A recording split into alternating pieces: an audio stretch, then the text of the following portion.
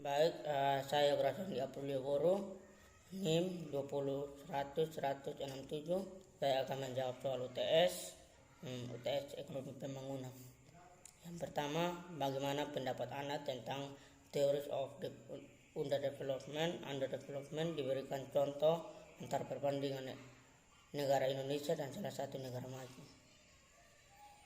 Masalah yang dihadapi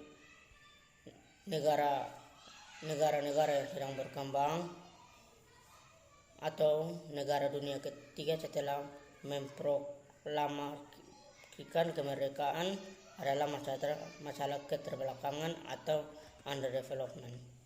Menurut Frank 1984, keterbelakangan merupakan hasil dari kontak yang diadakan oleh negara-negara berkembang dengan negara-negara maju.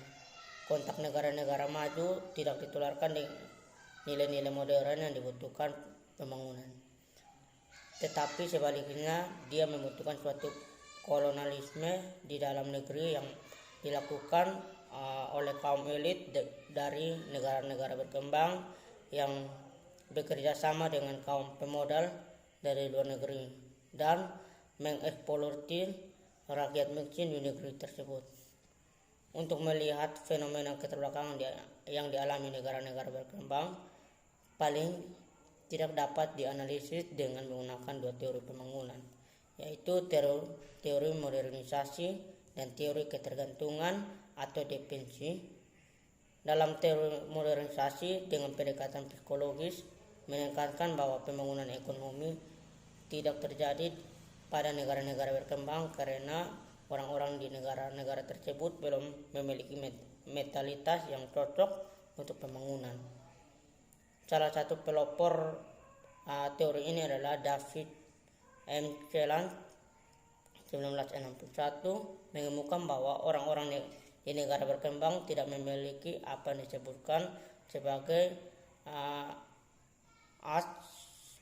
atau need for achievement atau dorongan untuk berhasil.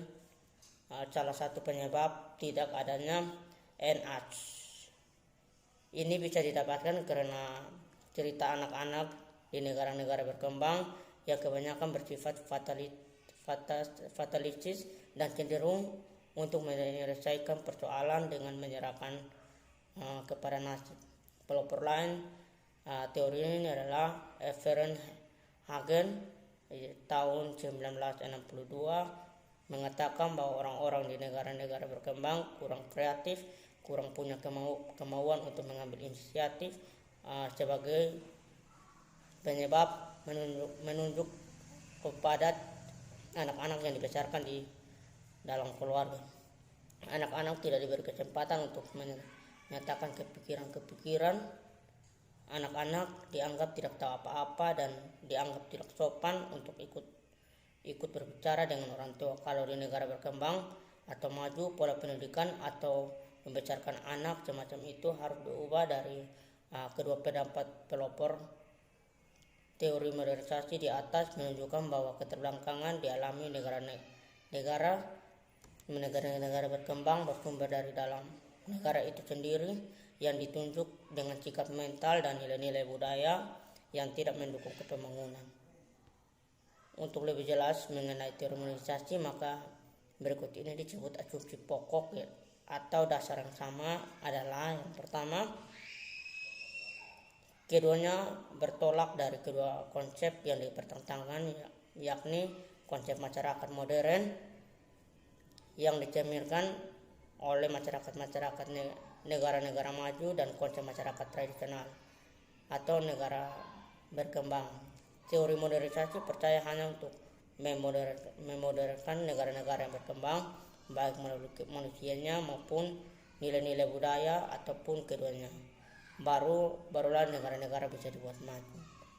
Yang kedua, teori modernisasi pada dasarnya mencari sebab-sebab kegagalan pembangunan di negara-negara berkembang sendiri. Peran negara-negara maju pada umumnya dianggap positif, yakni menularkan nilai-nilai modern di samping memberikan bantuan modal dan teknologi.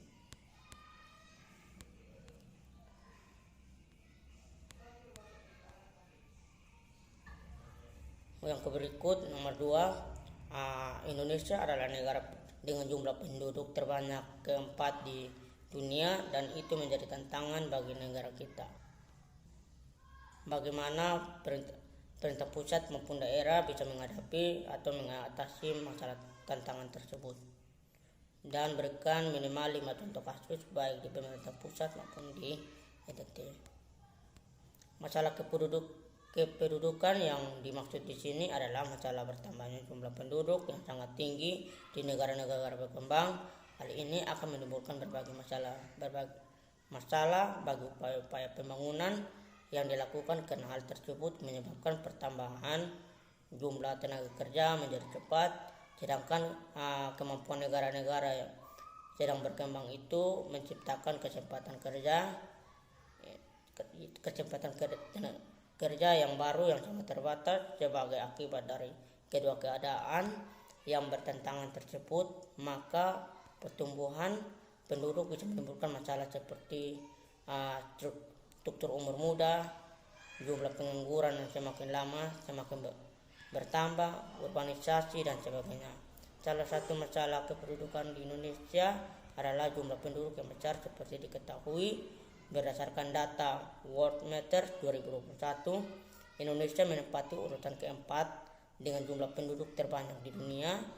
Masalah kependudukan disebut sebagai masalah sosial karena terjadi di lingkungan sosial atau di masyarakat. Kependudukan dapat terjadi karena adanya ketimpangan antara pertumbuhan penduduk dan peningkatan kualitas sumber daya manusia. Contoh masalah yang ada di Indonesia. Yang pertama itu jumlah penduduk yang besar.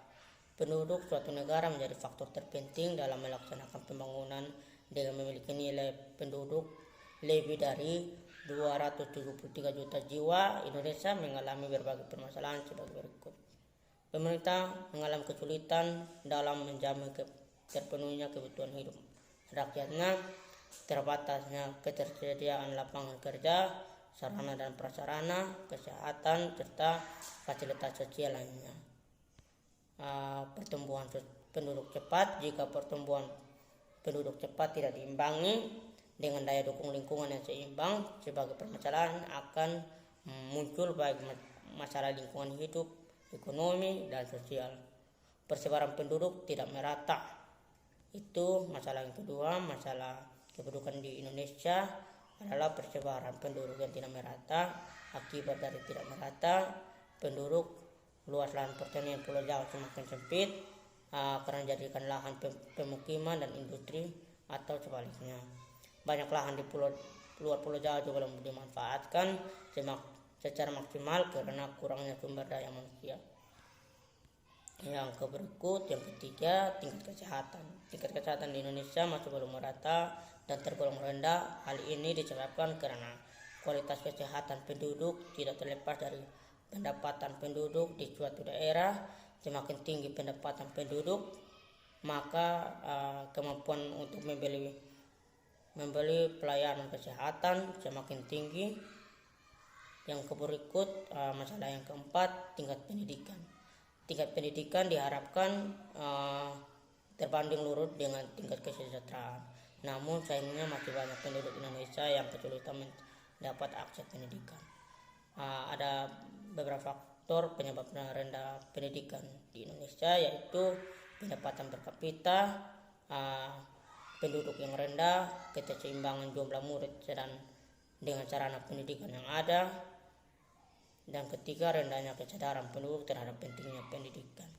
Yang ketiga, tingkat pendapatan. Berdasarkan Badan Statistik, jumlah penduduk Indonesia yang hidup di bawah garis kemiskinan mengalami peningkatan.